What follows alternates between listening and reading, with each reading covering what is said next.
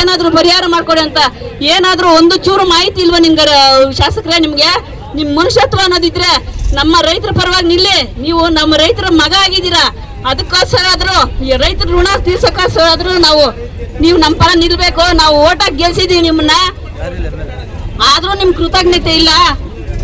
ಯಾಕೆ ಈ ತರ ಮೌನ? ನಿಮ್ಗೆ ಏನು ನಮ್ಮ ಭೂಮಿ ಎಂತದ್ದು ಅಂತ ನಿಮ್ಗೆ ಸ್ವಲ್ಪನಾದ್ರೂ ಪರಿಜ್ಞಾನ ಇಲ್ವಾ? ನಮ್ಮ ಭೂಮಿಯಲ್ಲಿ ಯಾವ ಬೆಳೆ ಬೆಳೆಕ್ಕಾಗಲ್ಲ ಅನ್ನೋ ಪದನೇ ಇಲ್ಲ. ಎಂತ ಬೆಳೆ ಆದ್ರೂ ನಾವು ಬೆಳೆಯುವಂತ ಶಕ್ತಿ ನಮ್ಮ ಭೂಮಿಗಿದೆ. ಕೆಂಪು ಭೂಮಿ. ನಾವು ಬೀದಿಗೆ ತಂದು ಬಿಟ್ಟಿರೋ ಈ ರಾಜಕಾರಣಿಗಳನ್ನ ಏನ್ ಮಾಡ್ಬೇಕು ಏನ್ ಬಿಡ್ಬೇಕು ಅಂತ ಗೊತ್ತಿಲ್ಲ. ಆದ್ರೂ ಈ ರಾಜಕಾರಣಿಗಳ ಮನೆಗಳಾಗ ನ್ಯಾಯಾಧೀಶ ಏನ್ ಮಾಡ್ತಾರ ಅನ್ನೋದು ಅರ್ಥ ಆಗ್ತಾ ಇಲ್ಲ. ದಯವಿಟ್ಟು ರೈತರ ಕಷ್ಟ ಸುಖ ಅರ್ಥ ಮಾಡ್ಕೊಳ್ಳಿ. ಇವತ್ತು ಮಾತಾಡ್ತೀರಿ ಅಂದ್ಬಿಟ್ಟು KBD ಆಫೀಸ್ ಕರ್ಸ್ಬಿಟ್ಟು ನಮ್ಮ ಇವ್ರನ್ನ ಅರೆಸ್ಟ್ ಮಾಡಿರಲ್ಲ, ಅವ್ನ ಬಿಡುಗಡೆ ಮಾಡೋವರೆಗೂ ನಾವಿಲ್ಲಂತೂ ಕಟ್ಕರ್ಲಲ್ಲ. ರಾತ್ರಿ ಆಗ್ಬೋದು, ನಾಳೆ ಆಗ್ಲಾಗ್ಬೋದು, ಯಾವ್ದನ್ನ ಆಗ್ಬೋದು, ನಾವಂತೂ ದಿಗಿಲ್ ಬೀಳಲ್ಲ. ರಾಜಕೀಯ ವ್ಯಕ್ತಿಗಳೇ ಇಲ್ಲಿ ಬರ್ಬೇಕು, ಬಂದು ನಾವು ನ್ಯಾಯ ಕೊಡ್ಬೇಕು. ನಾವು ಸಾಯ್ತಿರಂತ ನಾವ್ ಈ ಜಾಗ ಅಂತ ಬಿಟ್ಟು ಹೋಗಲ್ಲ. ನಮ್ಮ ಮಕ್ಳು ಕರಾಸ್ ಆಗ್ಬೇಕು. ನಮ್ಮ ಮನೆ ಬಾಗಿಲು ಓಟ್ ಬಂದಾರಲ್ಲ, ನಮ್ಮ ಮಕ್ಳು ಕರಾಸ್ ಆಗೋವರ್ಗು ನಮ್ಮ ರೈತರು ಹೆಣ್ಮಕ್ಳು ಕರ್ಣೆ ಅರ್ಥ ಆಗ್ತಾ ಇಲ್ಲ. ಅವ್ರ ನಮ್ಮ ಮಕ್ಳು ಮರಿ ಎಲ್ಲ ಬಿಟ್ಟು ಬಂದು ಬಿಸ್ಲ ಕೂತ್ಸಾರಲ್ಲ, ನನ್ನ ಮಕ್ಳು ಏನ್ ತಗೊಂಡ್ ಒಯ್ಬೇಕು ಅನ್ನೋದು ಅರ್ಥ ಆಗ್ತಾ ಇಲ್ಲ. ದಯವಿಟ್ಟು ಈ ಮಾತು ಯಾರನ್ನ ತಪ್ಪು ತಿಳ್ಕೊಬೇಡಿ. ಯಾಕಂದ್ರೆ ನಮ್ಮ ರೈತರ ಮಕ್ಳು ಹೊಟ್ಟೆ ಅಷ್ಟು ಉರಿತಾ ಇದೆ. ರೈತರ ಕಷ್ಟ ಸುಖ ಏನ್ ಅನ್ನೋದು ಅರ್ಥ ಆಗ್ತಾ ಇಲ್ಲ. DC ಆಫೀಸ್ ಹತ್ರ ಬಂದು ಮಾತಾಡ್ತೀನಿ ಅಂದ್ ರವಿಕುಮಾರ್ ಅವರು ಇವತ್ತು ಯಾಕೆ ಬಂದು ಮಾತಾಡಿಲ್ಲ? ಅವತ್ತು ತಪ್ಸ್ಕೊಂಡ್ರು. ಇವತ್ತು KBD ಆಫೀಸ್ ಕರ್ಸ್ಬಿಟ್ಟು ನಮ್ಮ DC ಆಗ್ಲಿ ಯಾರೇ ಆಗ್ಲಿ ಯಾಕೆ ಇವತ್ತು ನಮ್ಮ ರೈತರಿಗೆ ಇದ್ ಮಾಡ್ತಾರೆ? ದಯವಿಟ್ಟು ಅವ್ನ ಬಿಡುಗಡೆ ಮಾಡಿ ನಾವಿಲ್ಲಿ ಜಾಗ ಬಿಡ್ತೀರಿ, ಇಲ್ಲಾಂದ್ರೆ ಇಲ್ಲೇ ಸಾಯ್ತೀರಿ, ಇಲ್ಲೇ ಬದುಕ್ತೀರಿ. ಇದಂತೂ ರೈತರು ಡಿಸಿಷನ್ ತಗೊಂಡ್ಬಿಟ್ಟಿರಿ.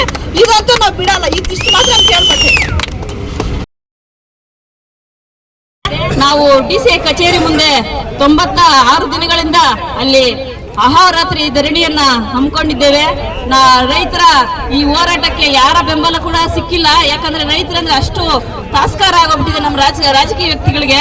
ಅವ್ರಿಗೆ ಓಟ್ ಹಾಕಿ ಗೆಲ್ಸಿದ್ವಲ್ಲ ನಾವು, ಅದು ಮಾಡಿದ್ ನಮ್ ತಪ್ಪು.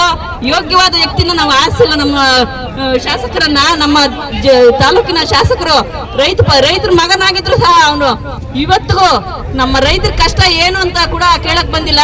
ನನಗೆ KEDB ತರಕ್ಕೂ ಶಕ್ತಿ ಇಲ್ಲ, ಬಿಡಕ್ಕೂ ಶಕ್ತಿ ಇಲ್ಲ ಅಂತ ಹೇಳ್ತಾರಲ್ಲ ಅವರು ಮೀಡಿಯಾಗಳಲ್ಲಿ.